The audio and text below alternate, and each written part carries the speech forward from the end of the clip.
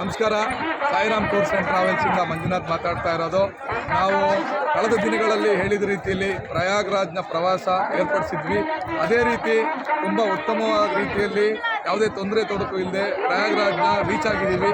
ಮತ್ತು ಗಂಗಾ ಸ್ನಾನ ಮಹಾಕುಂಭಮೇಳದಲ್ಲಿ ಗಂಗಾ ಸ್ನಾನ ಕೂಡ ಮಾಡಿದ್ದೀವಿ. ಯಾವುದೇ ಥರದ ತೊಂದರೆ ಇಲ್ಲ. ಇಲ್ಲಿ ನಾರ್ಮಲ್ ಆಗಿರುವಂಥ ಕ್ರೌಡ್ ಇದೆ.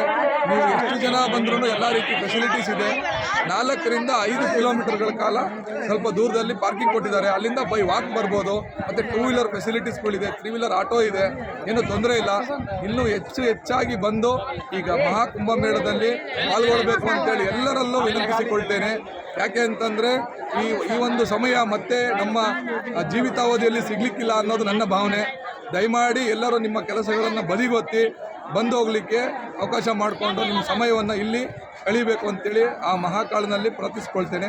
ಧನ್ಯವಾದಗಳು.